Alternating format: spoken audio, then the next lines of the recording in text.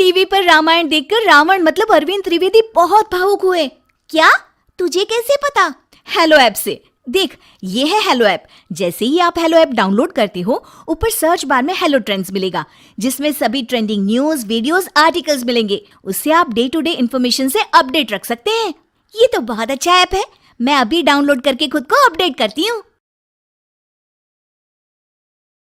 बहू और बेटी में फर्क। रायपुर गांव में लता नाम की एक औरत अपने बेटे कमल और बेटी प्राची के साथ रहती थी। कुछ दिनों में कमल की शादी रचना नाम की लड़की से हो गई।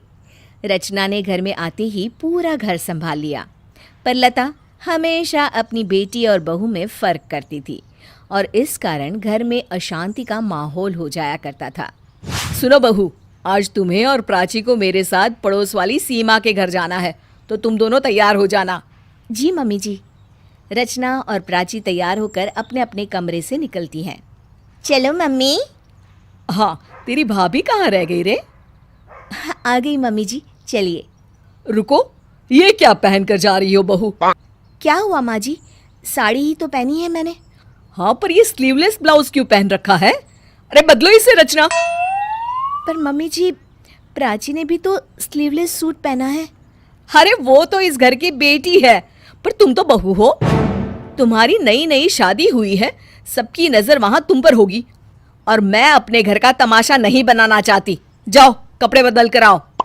रचना को लता का ये बर्ताव बिल्कुल भी पसंद नहीं आया, पर फिर भी उसने कपड़े बदल लिए और अपनी सास के साथ चल पड़ी। मम्मी, मेरे सारे फ्रेंड्स ने अगले महीने का शिमला का प्लान बनाया है, मुझे भी जाना है। हाँ तो चली जाओ ना, उसमें पूछना क्या है?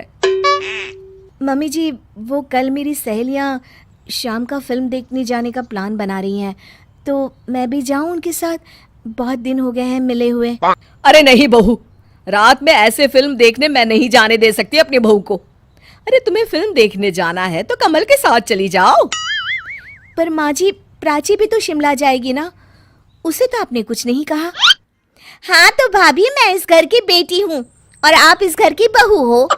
और नहीं तो क्या, तुम्हारा ये ससुराल है रचना, मायका नहीं कि जो जी में आए वो करती फिरो। अब तुम्हारी शादी हो चुकी है। जी मम्मी जी, बहुत बहुत शुक्रिया याद दिलाने के लिए। मैं तो भूल ही गई थी कि मेरी शादी हो चुकी है। रचना गुस्से से अपने कमरे में बैठी होती है और तभी कमल भी ऑफिस से आ जाता है। कमल अपने ऑफिस से परेशान होता है, तभी वो रचना को देखता है तो वो भी गुस्से में बैठी होती है। तुम्हारे घर में बहुओं को इतनी बंदिशें क्यों है? प्राची को तो मम्मी कुछ नहीं कहती, लेकिन मेरी हर बात पर टोकती रहती है। देखो रचना, ऐसा कुछ नहीं। प्राची अभी कॉलेज में पढ़ती है, वो बच्ची है, तुम तो समझदार हो। तुम अपनी तुलना उससे क्यों करती हो? देखिए, मैं कोई तुलना नहीं करती, पर मम्मी जी प्राची के लिए हर चीज के लिए मान जाती हैं और मेरी हर चीज को मना कर देती हैं। ओहो रचना, मेरे पास इन सब के लिए वक्त नहीं है। एक तो पहले से ही ऑफिस में इतना टेंशन चल रहा है। क्यों? क्या हुआ ऑफिस में, बताइए तो। कुछ नहीं हुआ। कमल रूम से चला जाता है। कोई मुझे कुछ समझता ही नहीं इस घर में। अगले दिन कमल ऑफिस से जल्दी आ जाता है। अरे क्या हुआ, आज आप ऑफिस से जल्दी आ गए? कमल परेशान होता है और कुछ नहीं बोल रहा। बता बेटा, क्या बात है? बहुत परेशान दिखाई दे रहा है। भैया, ऑफिस में कुछ हुआ क्या? अब आप लोग चुप हो जाएंगे सब प्लीज।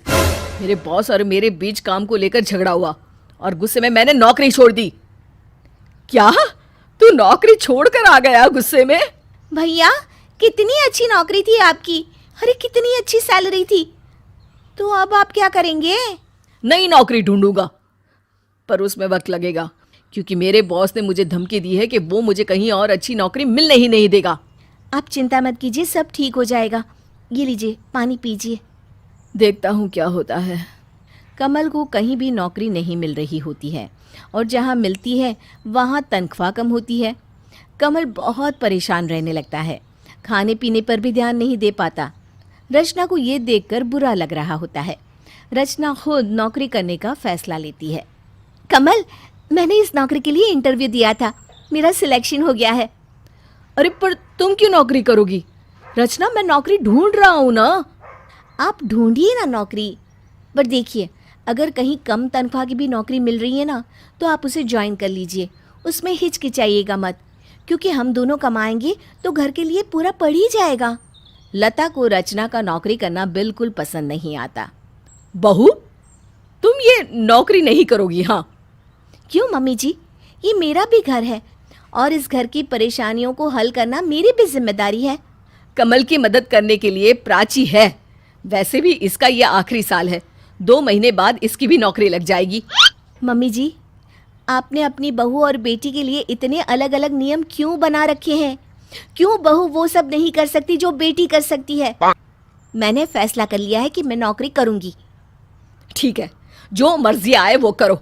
रचना नौकरी पर जाने लगती है और कुछ दिनों बाद कमल को भी नौकरी मिल जाती है। उसकी सैलरी पहली वाली नौकरी से कम होती है, पर रचना भी कमाती है, तो दोनों की कमाई से घर अच्छे से चलने लगता है। रचना को नौकरी और घर दोनों एक साथ संभालते देख लता भी खुश हो जाती है।